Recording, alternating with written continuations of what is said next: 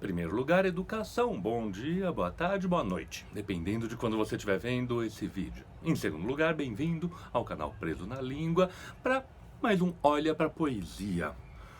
Como professor de literatura, eu já ouvi muito, e qualquer professor de literatura que eventualmente esteja vendo esse vídeo já ouviu muito isso, aquela declaração com uma cara de "Ai, não entendi nada". Normalmente, esse não entendi nada significa não entendi algumas coisas e não me esforcei nada para tentar entender. Porque, sim, vamos combinar, a linguagem, ela tem vários níveis, ela tem, claro, dificuldades, mas ela também depende em um nível enorme da disposição do sujeito leitor para poder compreender alguma coisa. Os casos mais exemplares disso são as profecias, porque as profecias, elas são vagas, elas são nebulosas e as pessoas fazem questão de entender. O ser humano é um ser que, para usar uma frase que está na abertura do livro Mitologias, do Eudoro de Souza, ele diz que se precisasse dar uma definição de ser humano, seria: o ser humano é o ser que se recusa a aceitar o que lhe é dado gratuitamente. É o ser que não aceita que as coisas simplesmente são e elas não têm necessariamente significado. Eu me fascino, por exemplo, com a quiromancia, leitura de mãos. A gente tem pregas, vários animais têm pregas nas mãos devido aos movimentos dos músculos sobre a pele, e o que acontece é, nos recusamos a aceitar que as pregas sejam simplesmente pregas. Elas têm que ter algum significado. Já teve uma época em que foi ciência acreditada, a frenologia, a ideia de que o formato da cabeça determinava questões de psicologia, questões de personalidade. Com textos, a coisa é muito parecida. A gente precisa se dispor a entender. Mas, claro, existem momentos, existem autores, existem textos que são refratários à leitura, são refratários ao entendimento. Eles fazem questão de criar barreiras. E o que a gente faz quando está nessa situação? Tenho um exemplo bastante bom. Vamos olhar para a poesia? Olha pra poesia. Olha pra poesia. Olha pra poesia. Olha pra poesia. Olha pra poesia. Olha pra poesia. Olha pra poesia. Olha para a poesia.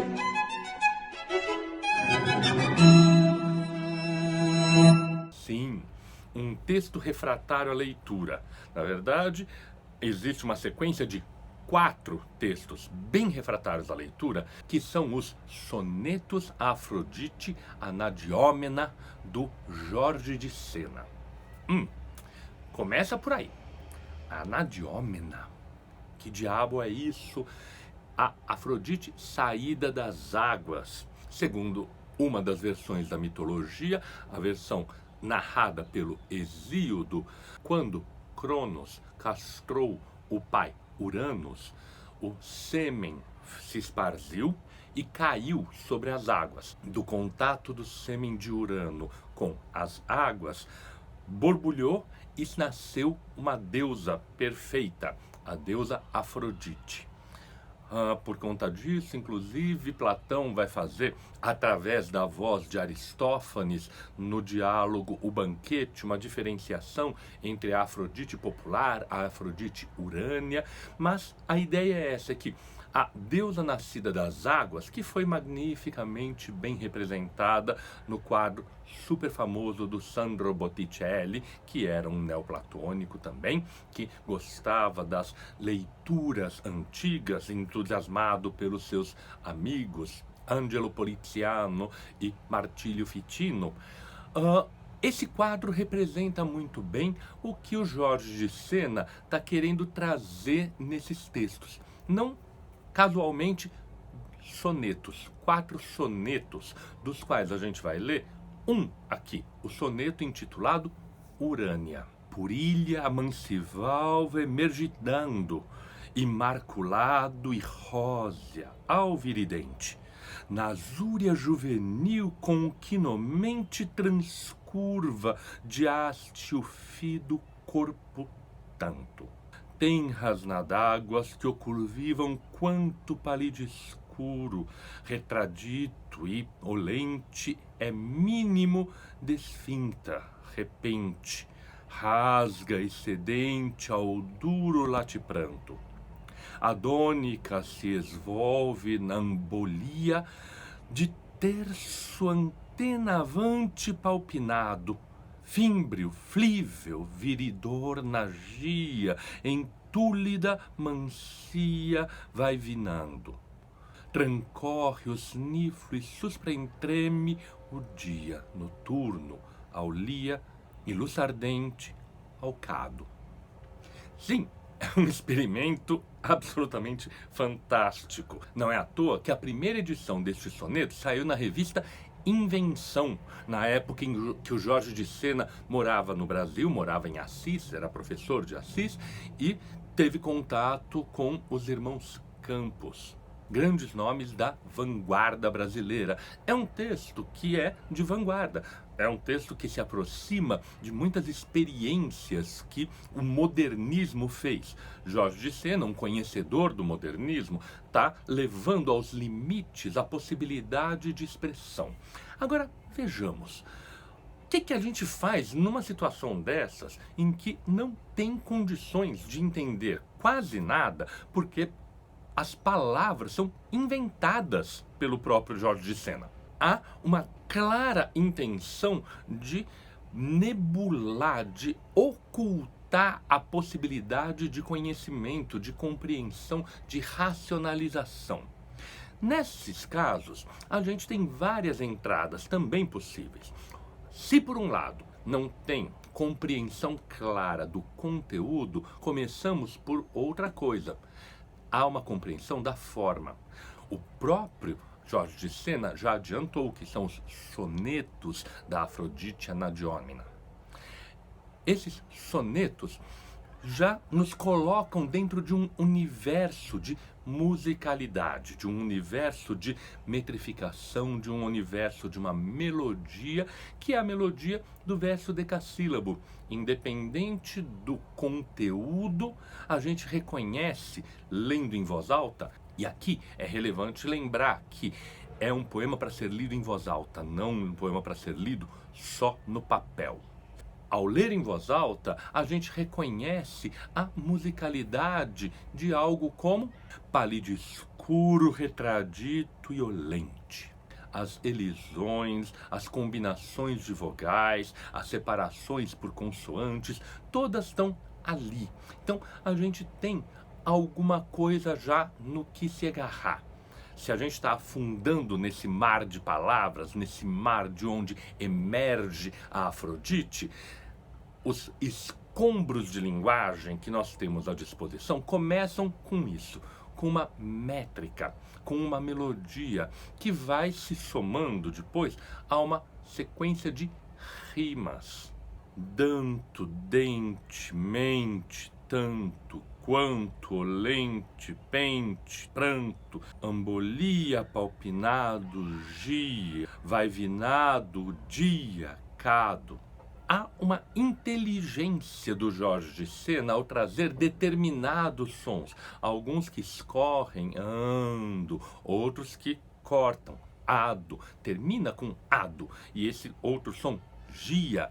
Além disso, a gente tem uma outra coisa que é, dentro dessa métrica e dessa melodia na qual a gente está devagar fazendo erigir um texto, fazendo erigir um conjunto compreensível, tem o escorrer que a gente descobre graficamente, mas depois pode realizá-lo de forma sonora, o escorrer de um verso para o outro que reforça a unidade e que amplia a melodia, como é possível ver em situações como essa daqui. Retradite olente é mínimo desfincta. Ou então, nesse outro trecho aqui, a dônica se esvolve na ambolia de terço antena avante.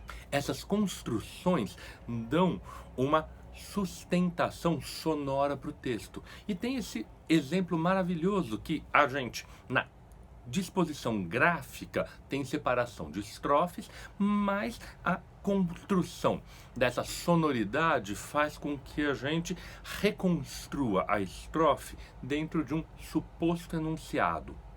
Fímbrio, flívio, viridona, gia, entúlida, mancia. Essas coisas são algumas nas quais a gente se agarra. Mas aí tem outras coisas, porque nesses escombros desse naufrágio linguístico, tem mais algumas coisas que começam a pulular, a piscar, a cintilar pra gente. Algumas palavras são compreensíveis, tenras, mínimo, antena, transcorre, o dia, noturno. E junto com essas palavras vão surgindo outras que não são imediatamente reconhecíveis, mas são ecos, porque tem algo de próximo. Azúria, lembra azul. Juventil, lembra juvenil. Nadágua, lembra nádegas ou água. Sedente, lembra sedento. Essas palavras vão criando certo ambiente que, se não permite a leitura 100%, parece que a gente está lendo ou ouvindo uma língua estrangeira na qual algumas palavras surgem. Qualquer pessoa que teve a experiência de tentar aprender uma língua estrangeira depois de adulto, reconhece isso, de estar ouvindo e de repente, isso eu reconheço. E esse esforço que o Jorge de Sena fez acaba criando pra gente um ambiente meio feérico, meio fantástico. Feérico é o adjetivo de fada. Meio feérico, meio noturno, porque a palavra noturno aparece aqui, lembrando que é Afrodite Anadiômena, que está emergindo da água e que está trazendo alguns pedaços de algas, algumas imagens para a gente ir reconhecendo. E no conjunto, o que a gente acaba tendo ao final? Uma experiência. Esse é o ponto importante.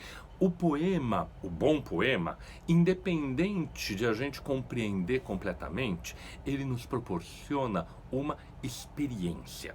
E essa experiência é o que o Jorge de Sena está trazendo de forma fantástica. Uma experiência de sons, uma experiência de formas, uma experiência de cintilações de significado, para imaginar essa deusa emergente que é a Urânia, a descendente de Urano, a descendente do próprio universo, da coisa mais antiga, telúrica, da Terra, a descendente da significação, a própria poesia.